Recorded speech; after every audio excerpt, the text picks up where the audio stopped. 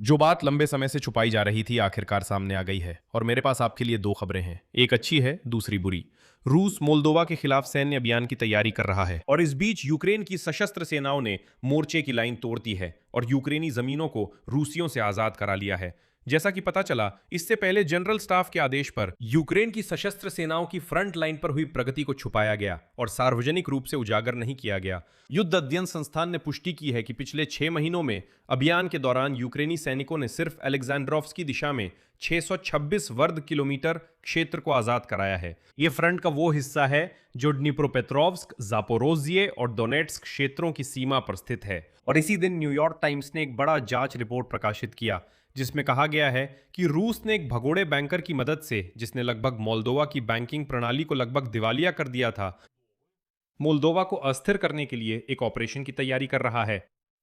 और Vladimir Putin का अंतिम लक्ष्य रूस से मोल्दोवा तक पूरे दक्षिणी यूक्रेन के रास्ते एक जमीनी गलियारा बनाना है। और इन योजनाओं को क्रेमलिन डॉनबास पर पूरी तरह कब्जा करने की कोशिशों के साथ साथ लागू करने की योजना बना रहा है। और इसी बीच अंदरूनी खबरें आती हैं कि बहुत जल्द जनरल स्टाफ हमें लिमान दिशा में यूक्रेनी सशस्त्र बलों की प्रगति के बारे में भी जानकारी देगा। हालांकि सभी नक्शे, वही डीप स्टेट, अभी इस बारे में कुछ नहीं कह रहे हैं। तो चलिए इन दोनों विषयों को एक साथ एक ही ब्लॉक में चर्चा करते हैं। मेरा नाम अलेक्सेई पेची है। शुरू करने से पहले मैं आपसे अनुरोध करता हूं कि आप इस YouTube चैनल को सब्सक्राइब करें। हम 3 लाख सब्सक्राइबर के आंकड़े की ओर बढ़ रहे हैं, इसलिए मैं आपकी हर एक सब्सक्रिप्शन के लिए आभारी रहूंगा। तो दोस्तों, अभी तुरंत चेक करें कि क्या आप इस YouTube चैनल को सब्सक्राइब किए हुए हैं या नहीं। तो चलिए फ्रंट पर स्थिति से शुरू करते हैं, क्योंकि वहां से कुछ अप्रत्याशित खबरें आई है।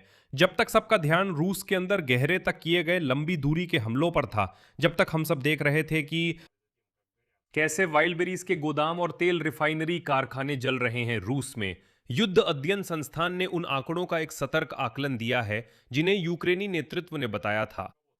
और खास तौर पर यूक्रेन की सशस्त्र सेनाओं के जनरल स्टाफ ने आधिकारिक तौर पर पिछले 6 महीनों में लगभग 700 लोगों, 50 वर्ग किलोमीटर क्षेत्र और 26 बस्तियों की आजादी की घोषणा की है। और अब युद्ध अध्ययन संस्थान ने ठीक 626 वर्ग किलोमीटर की पुष्टि की है। साथ ही यूक्रेनी अधिकारियों के अनुसार पीछे के इलाकों में लगभग 300 वर्ग किलोमीटर क्षेत्र को रूसी घुसपैठियों से मुक्त कराया गया है। और अब यहां सबसे दिलचस्प बात है, यूक्रेनी OSINT प्रोजेक्ट डीप स्टेट, जिसे मुझे यकीन है हर यूक्रेनी ने पूरी जंग के दौरान देखा है, ने पहली बार अपनी नक्शे पर यूक्रेन की सशस्त्र सेनाओं की प्रगति को हाल ही में दिखाया है।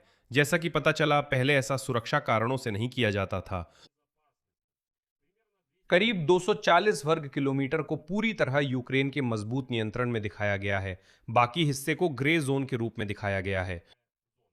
यानी वही प्रोजेक्ट डीप स्टेट जानबूझकर काफी समय तक नक्शे अपडेट नहीं कर रहा था, क्योंकि उस दौरान यूक्रेन की सशस्त्र सेनाएं बहुत सावधानी से काम कर रही थीं, कब्जाधारियों को बाहर निकालने के ऑपरेशन में। और सार्वजनिक क्षेत्र में ऐसा दिखाया गया कि यूक्रेन की सेना की कोई प्रगति नहीं हो रही है, जबकि उसी समय पुतिन पूरे जोर से चिल्ला रहे थे कि रूसी हर दिन वहां लगभग एक एक शहर पर कब्जा कर रहे हैं। यूक्रेन की सेना उस समय अपना ऑपरेशन चला रही थी और सार्वजनिक रिपोर्ट में कहा जा रहा था कि हाँ, कोई बड़ी सफलता नहीं मिली है।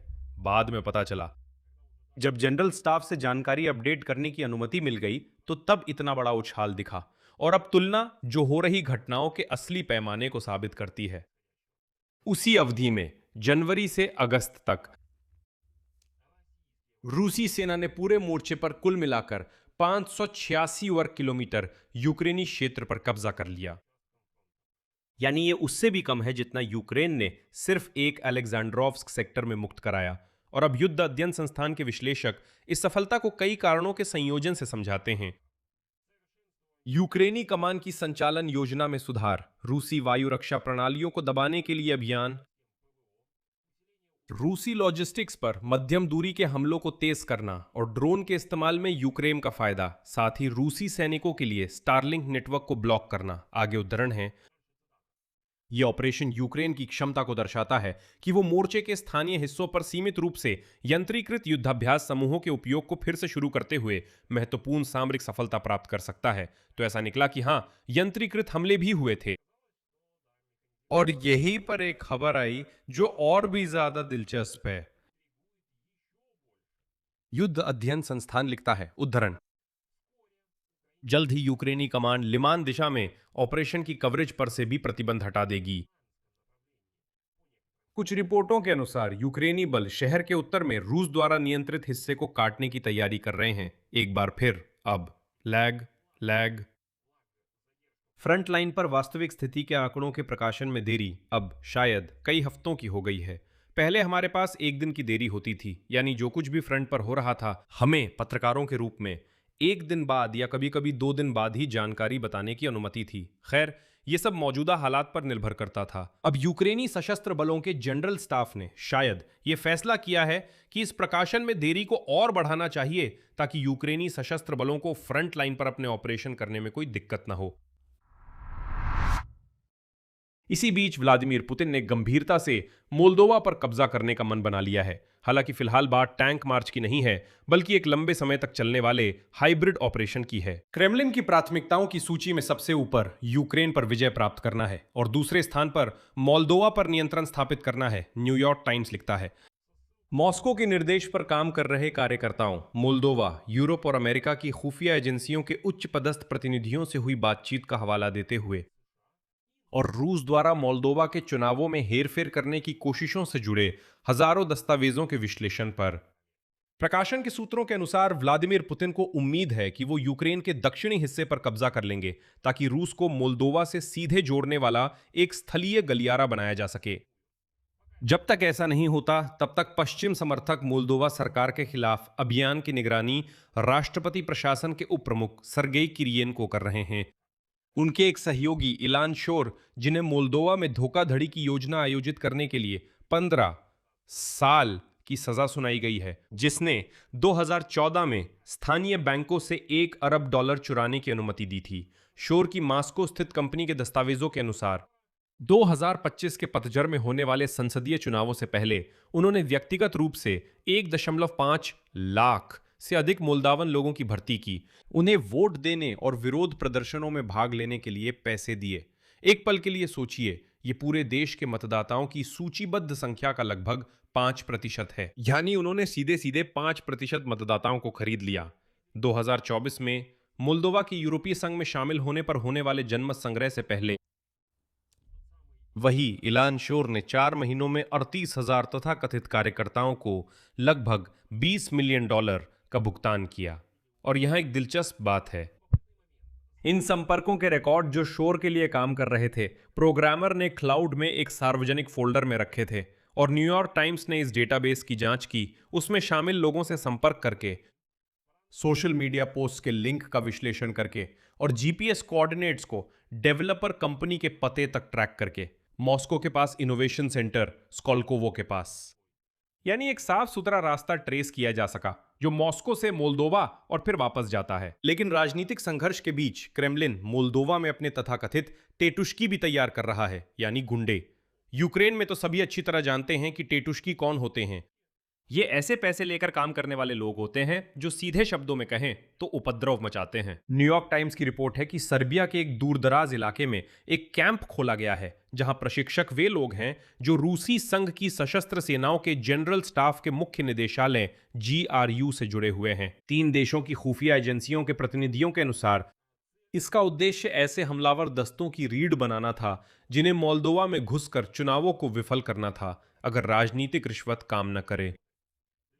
2025 की गर्मियों में सर्बिया के इस कैंप में आने वाले मोल्दोवन नागरिकों ने $400 में 4 दिन का कोर्स किया, जहां वे पुलिस की घेराबंदी तोड़ने और इमारतों में आग लगाने के कौशल का अभ्यास करते थे।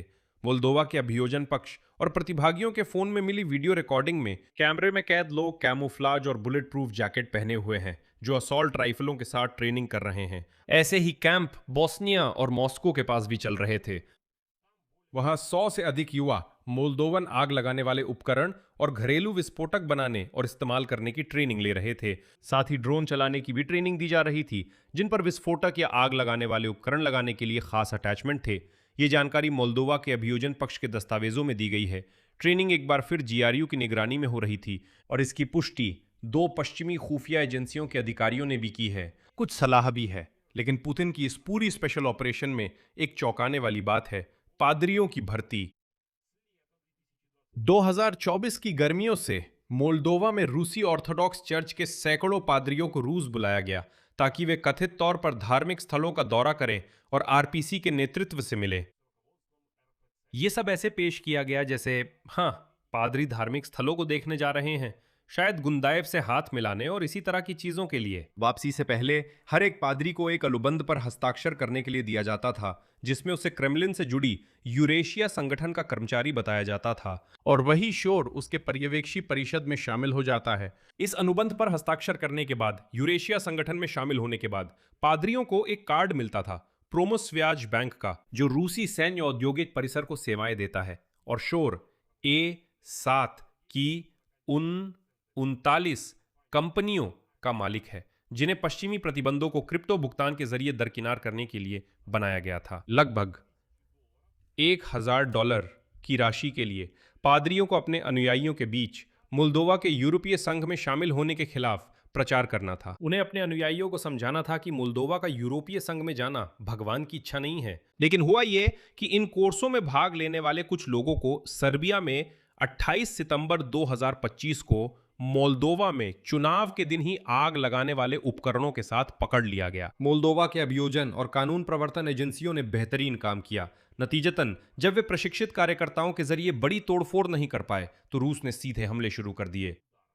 इस साल मार्च में उसने मोल्दोवा की सीमा के पास यूक्रेनी जल विद्युत स्टेशन पर हमला किया जिससे दोनों देशों में जल आपूर्ति प्रणालियों में प्रदूषण फैल गया। इसके बाद रूसी ड्रोन ने यूक्रेन के पश्चिम में उस हाई वोल्टेज लाइन को निशाना बनाया जिससे मोल्दोवा को 70% तक बिजली मिलती है। इससे मोल्दोवा में बड़े पैमाने पर बिजली कटौती हो गई थी। यूरोपीय संघ में शामिल होने के समर्थकों और राष्ट्रपति माया सांडू की पार्टी को 2024 और 2025 के जनमत संग्रहों में मामूली बढ़त के साथ जीत हासिल हुई। वैसे मुख्य रूप से ये जीत विदेश में रहने वाले प्रवासी समुदाय के वोटों की वजह से हुई, लेकिन जैसा कि किशिनेव में माना जाता है, मास्को लंबी रणनीति अपना रहा है। और आज के दिन की आखिरी बात जो खुद रूस के लिए इस सारी तनावपूर्ण स्थिति की कीमत दिखाती है। रूसी शेयर बाजार ने शुक्रवार के कारोबार को 26 सितंबर 2022 के बाद सबसे बड़ी दिन भर की गिरावट के साथ समाप्त किया। यानी जिस दिन रूस में लामबंदी की घोषणा हुई थी, मॉस्बर्स इंडेक्स ने 4.3% या पूंजीकरण के हिसाब से 250 अरब रूबल की गिरावट दर्ज की। बुधवार से शुक्रवार तक इंडेक्स गिरा। 3 दिनों में यह लगभग 8.5% गिर गया, जिससे पिछले 1.5 महीने में जमा हुई बढ़त का आधा हिस्सा खत्म हो गया।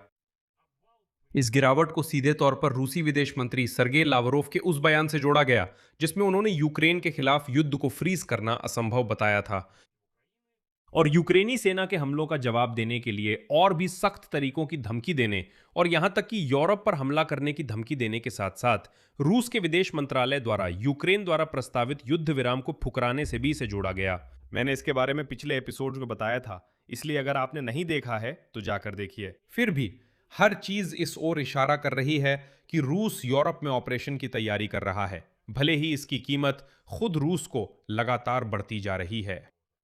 यहां मैं विराम लगाता हूं। अपनी राय और निष्कर्ष इस एपिसोड के नीचे कमेंट्स में लिखें। चैनल को सब्सक्राइब करें, बेल आइकन दबाएं और लाइक करना ना भूलें। बस इतना ही। अपना ख्याल रखें। सबको अलविदा। आगे भी जारी रहेगा।